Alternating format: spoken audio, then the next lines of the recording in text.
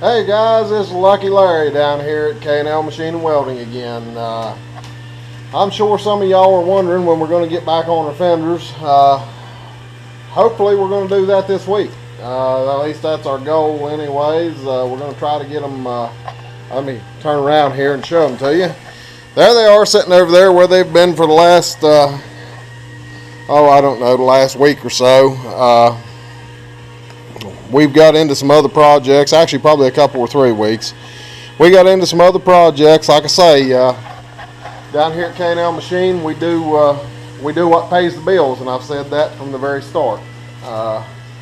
So, you know, that's where we're at with that. I'm sure y'all, that's what I call my back burner project, and has been for the last 2.5 years, this old truck that been restoring. And the reason it's a back burner project is it's just like something you put on your back burner of your stove. You know, you put the stuff on the back burner that doesn't need a lot of attention. You can put it on low and you put it back there, and it just kind of sits there and simmers until it's done. Well, that's the way that old truck is. But today, what's paying the bills is this. Okay.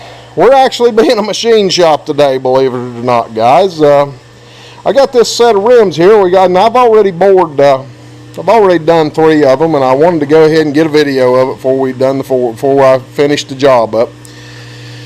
We got these wheels here. As you can see, there's 3 of them on the floor. 2 of them are done. 1 of them's not. And we got the one over here on the milling machine. And what we're doing is, we got our boring head set up in the milling machine, and we're going to show you some of this. And we're coming in here and boring this out. The idea is to make it fit a I believe it's a 1963 International Harvester Scout. The fella had the wheels. The bolt hole pattern is correct. Center hole was not. Asked me if I could bore them out. I said sure. So that's what we're doing. Now, before I go too far, I want to show you some of the setup we done here. Our setup, as you can see, these 2 clamps here are not acting as clamps. They're merely acting as stops, okay? We've got them set up here to in a V pattern, as you can see, okay? See, this one's angled like this, this one's angled like this, so that you can slide that wheel back in there. It'll nest in there. Then we put our clamps on. We got a clamp here and we got a clamp over here, of course. Idea being, it keeps our location. We got 4 wheels to do. We don't want to have to indicate from dead zero every time. Now, will that get us perfect? No, because we're dealing with wheels. Wheels are not perfect, okay? These outside edges, they're close, but they're not perfect. This center hole, however, is perfect with these lug holes. Alright, and as you can see, I hope, by looking at the machine, and this one is finished up, this one is to size, you can see that they're all very equal as far as how they are in relation to those lug holes. And actually this used to be a washer, I believe.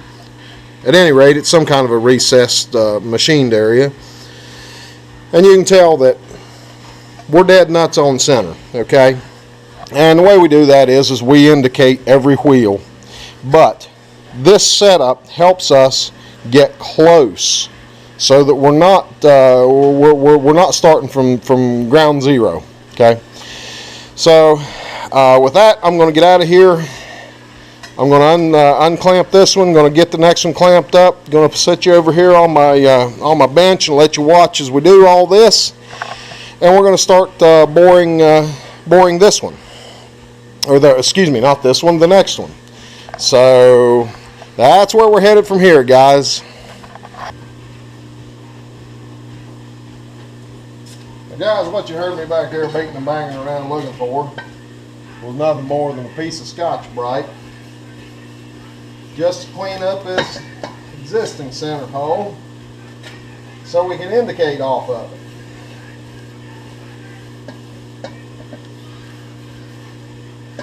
So we get it cleaned up a little bit. Of course, we have to get the chips off of our table on our milling machine. Now, carefully work our way under this cutter. Now, show you what I was talking about here. All we're doing is working that down into that nest. Okay, that's where we're at. Now we're going to clamp it down.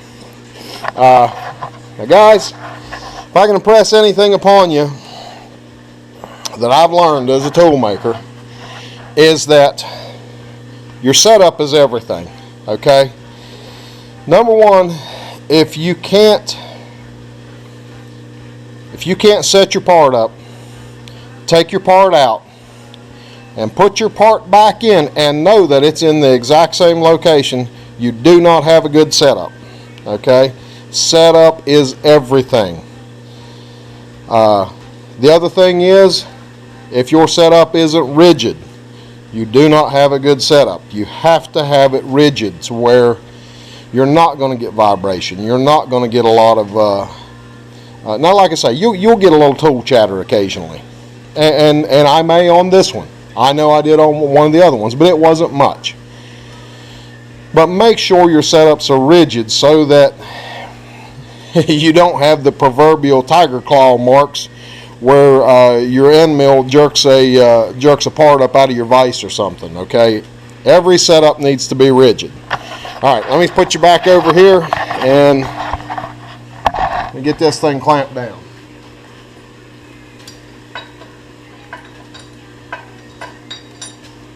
One other thing I'd like to show you guys while I'm thinking about it. Man, I love these clamps. I don't know if y'all have ever used any of these. Most of the clamps that I have to use or have used over the years out working for folks are these. Okay, and there's nothing wrong with these. These are good clamps. They're great clamps. But as far as versatility on a milling machine where you don't have to set up a block back here to block your clamp up, these friggin' things are great. They got a little pivot here. See? You got 4 different locations that they can pivot from. You just pick it up, slide it up, and lock it down, and it provides its own pivot to clamp against. Okay, really cool clamps, man. These things are great.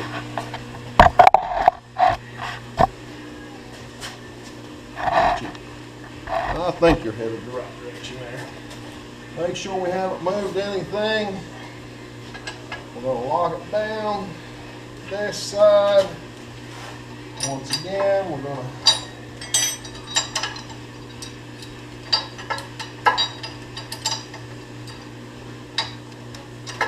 slide everything up. Lock it down on this side.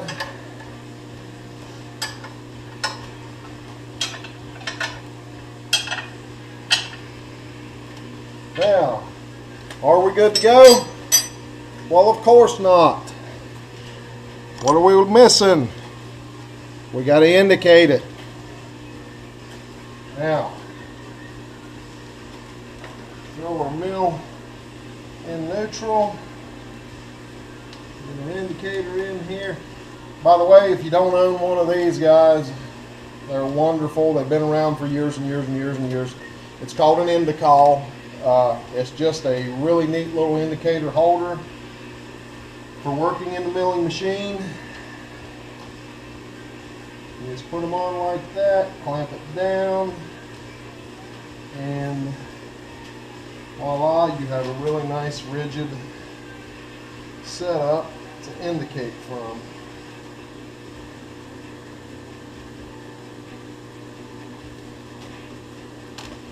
All we're looking for is to center it up. Okay, and it looks like we're out by about 7.5 thousandths.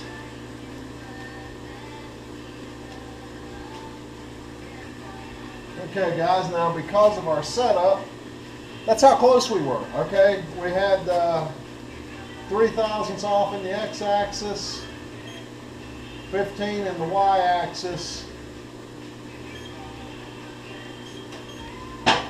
and that was it, guys. Okay, and I'm sure, like I say, part of it is how close these things are machined out here, or casted, or ever how they do them. No, actually they're turned, and part of it is, you know, we don't have a real wide area that we're settling on here. I mean, we're doing as good as we can.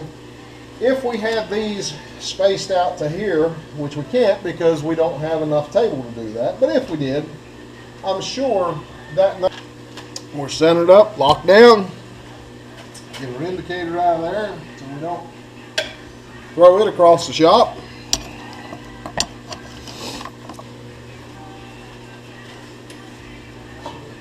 Head around here and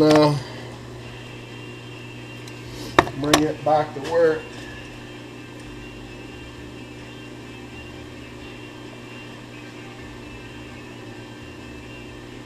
and actually we're taking quite a bit out of these guys. We're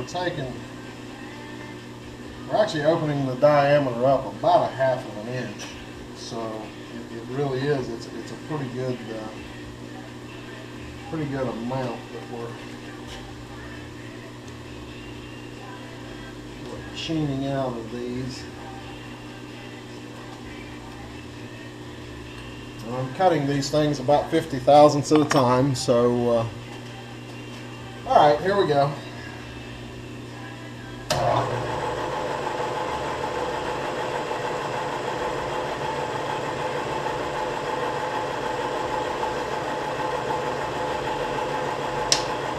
Yeah, nothing on it. I'm gonna have to add a little.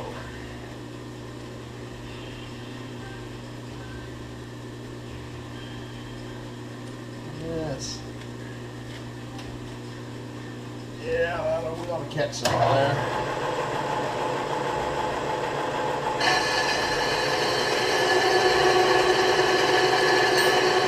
Once I start picking up all the way down,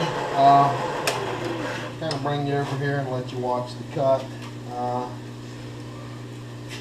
Now, one thing about these boring heads is you don't want to run too fast, because they are not a balanced tool.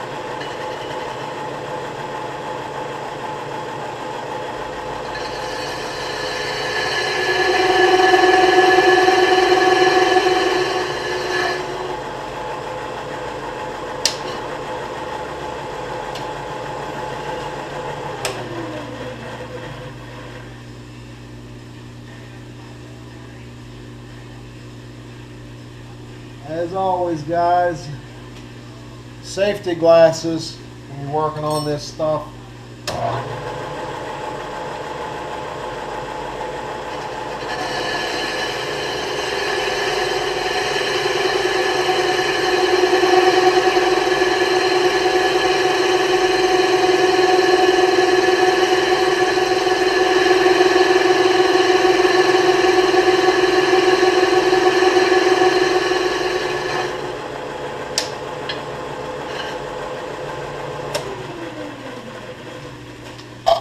Okay, guys, now I'm going to turn the camera off for a second, and I'm going to get a clamp set up, a clamp mount set up over here where you can kind of look down in on this and watch this as we do it.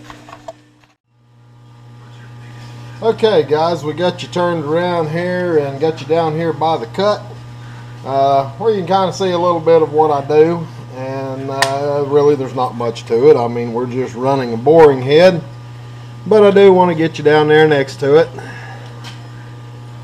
Now, as I say, we're taking 50 thousandths of the cut, so all I'm doing is I'm dialing the boring head up 50 thousandths. Actually, I'm going to slow my mill down just a little bit, see if we can get rid of some of that chatter, and like I say, kind of make it so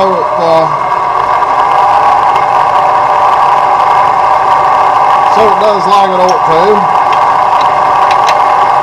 Hate to make an instructional video and show y'all the wrong way of doing things, so there we go.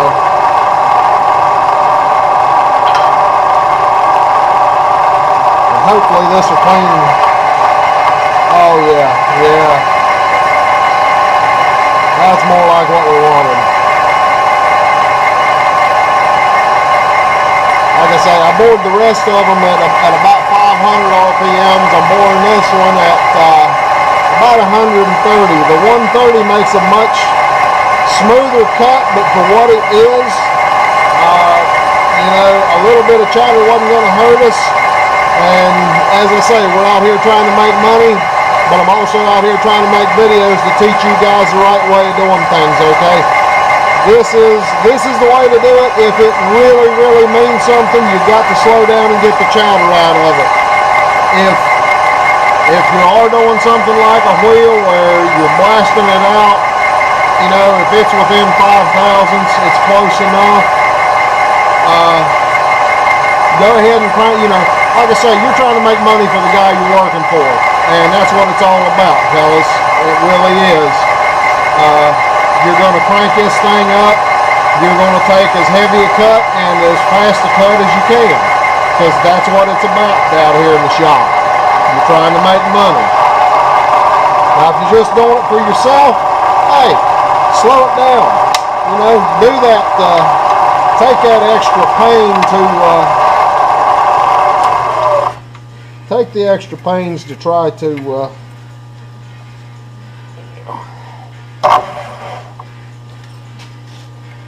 to get that slick finish. And we're getting a very nice slick smooth finish on here. Matter of fact, if you wanted it to even be just a little bit better, and you don't get much better than what we got right there, you could even put a little diesel fuel or kerosene on it. Best cutting oil in the world for aluminum.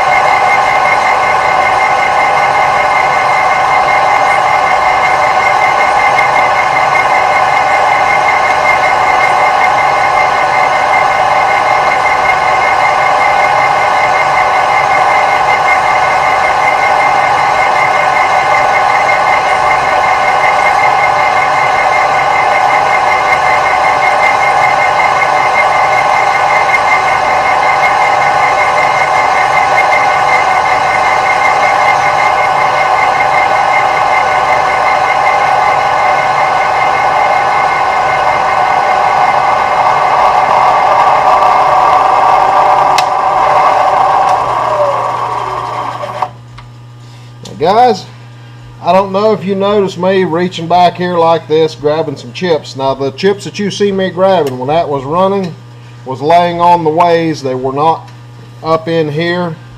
Let me tell you guys, these chips right here, even though they're aluminum, I don't care what they are, you do not grab those chips. You don't get around those chips with your hands while this thing's running. Let me tell you guys, you keep your dick beaters back, because these things will wrap around the finger in a damn minute. Of course, them little old farts right there ain't going to, but you take one like that, them son of guns will wrap around the finger in a minute, and I promise you there's been more than one finger taken off by them, guys. Safety first, safety always.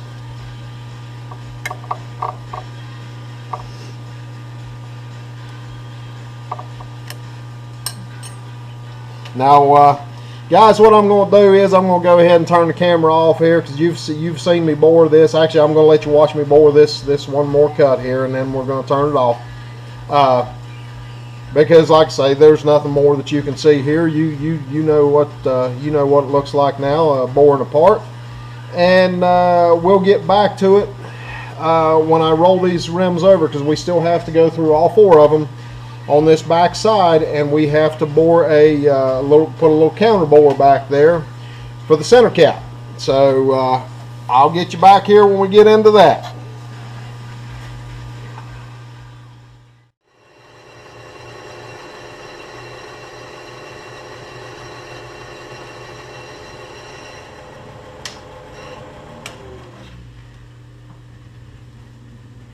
Okay, guys, now I've hired you back up over there, put you over there kind of at a distance, and let you watch me here. I speeded the mill back up because, as I said, the object of all this is to make money, and if we ain't operating quick, we ain't making money. And you know, it takes time to make the video itself and move the camera around and everything. So I do what I got to do here. But at any rate, I wanted you to see how quickly this worked. Okay, now for those of you who may be in school or just starting out, you're not going to be this quick, guys. I've been doing this junk for 30 years, and you know, it is what it is. That speed will come with time. Give yourself the opportunity to get some experience under your belt. Because if you're trying to be quick when you don't have the experience, number one, you'll be dangerous. Number two, you're going to ruin a lot of work, and we don't want that. So take the time, get your experience. The speed will come. Okay. Now you see me on that last pass. I blasted through it. I come back up, and I went back down again. Now, one of the ways that I'm able to be faster is, number one, I've got my mill up around 500 RPMs. Number two is I know exactly on my scale here where my tool's going to contact. So when I bring this head down, this boring head, I know right where to engage it, and I'll be dead nuts on the money within 10 seconds. Guys, within 5 or 10 seconds, we'll be contacting and cutting, okay? And that's where you're making money. When you're making chips, you're making money, guys. Now, what you see me do, though, is when I finished the cut, I pulled the boring head back up, I re-engaged it again to go through. What was I doing? Taking a fuzz cut, okay? I'm getting close here. I need to make a measurement. When you're taking heavy cuts, your tool deflects, okay? And it may deflect several thousandths. Actually, let's do a little experiment, guys. I'm going to throw the indicator up here on this thing, and I'm going to see how much I can deflect this tool with just my fingers, okay? And I bet you it'll surprise you. If I can get my indicator over here on it. Which I know I can. It's just a matter of getting it in the right place.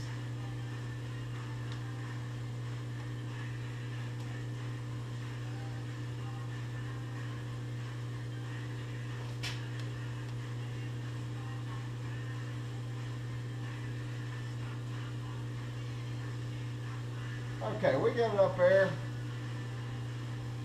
Okay, just with nothing more than my thumb, guys. I'm deflecting that thing about 2.5 thousandths. Okay, that's 5 thousandths on your total diameter. Okay. So you can imagine when you're taking a cut, all the forces involved on that tool, it pushes back a good bit. I mean, and it's a good rigid setup, but that's just how it is. Okay. The thinner the boring bar, if I were using a thin boring bar like this, as opposed to this big heavy boring bar, it would even be worse. Okay?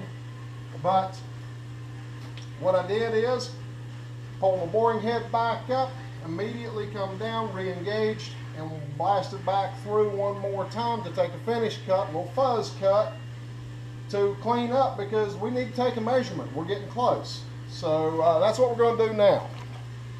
What I'm measuring this stuff with is my old T gauges. These things are made by Sure Tumico. I don't even think these guys are in business anymore, okay?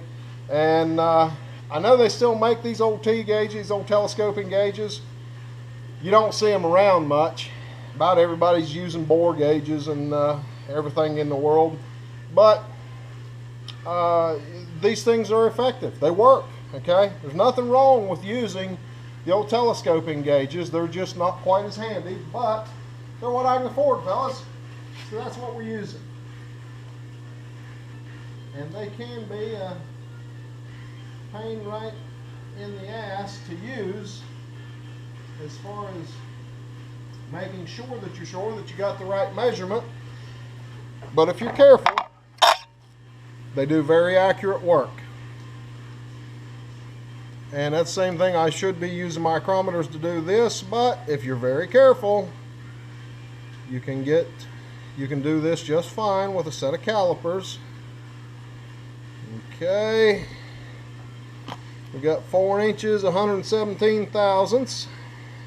What we're looking for is 4 inches, 200 and,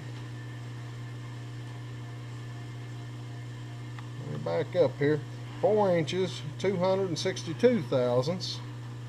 So we subtract 4 inches, 117 thousandths, and we get 145 thousandths, okay?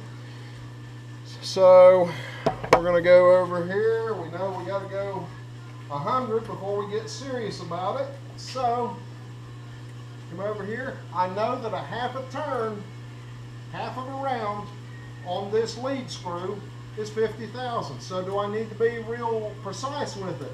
Only if I'm going to measure. I'm not going to measure for 2 more cuts. So half a turn, ballpark, okay. I'm within the thousandths or 50 thousandths. Here we go, guys. We're going to take a cut.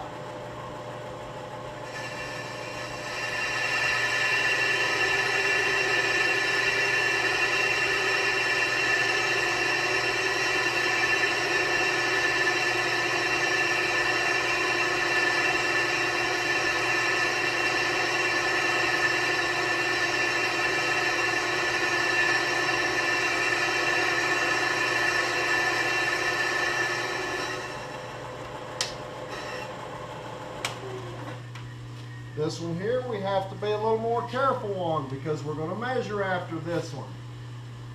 Okay, so there's 40, 45, 50. Take this cut, do a finish cut, and then measure.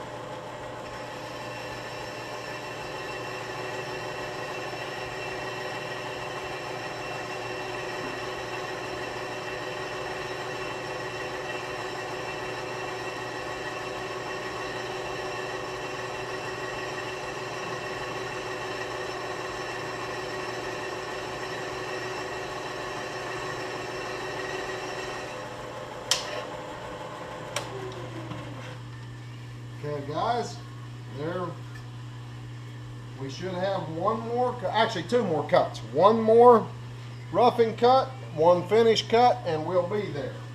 We're going to take it all on this next cut as soon as we figure out exactly what that's going to be.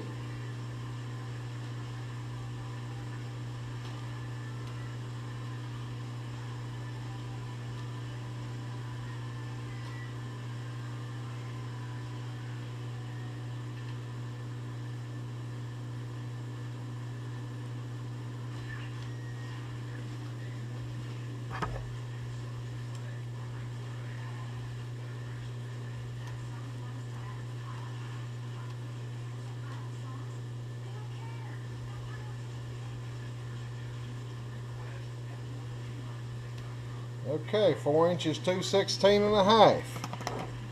So, once again, 4 inches, 262 minus 4 inches, 216.5 45.5 thousandths. So we're going to call it 45 thousandths because, like I say, these wheels are not that touchy.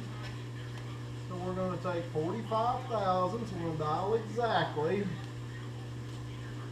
45 thousandths.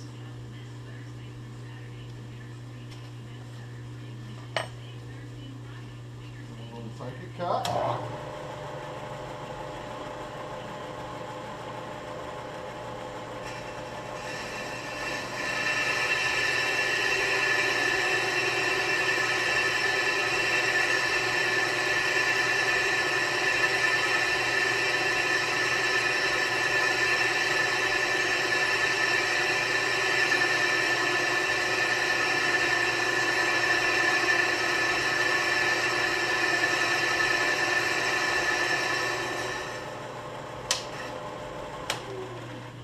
Now guys, once again, it takes time to make these videos, but I'm going to take the time to make these videos to show you things and teach you things. So we're going to actually take a measurement here to see just exactly how much our tool is deflecting. Just to kind of give you guys an idea of why we punch back through it.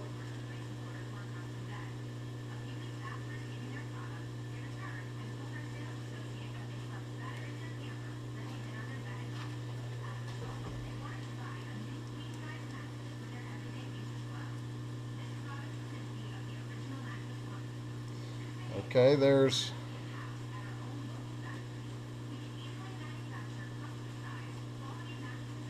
4 inches, 261.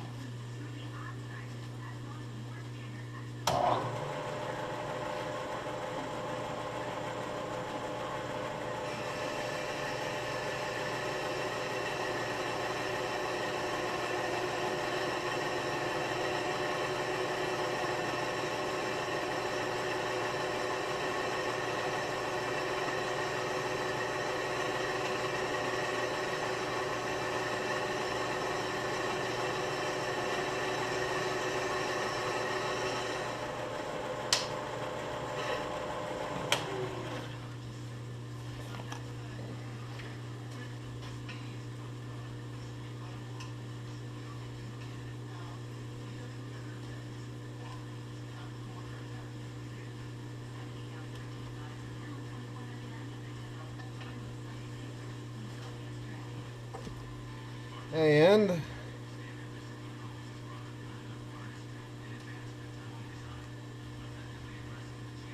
4 inches, 263. Okay, so 2 thousandths. Okay, that means that tool was during a roughing cut is deflecting a full thousandths per side. All right, so that kind of gives you an idea of where we're at there. Okay, I'm going to cut you off here, and I'll kind of pick you back up when I get things set up to do the counterbore on the back.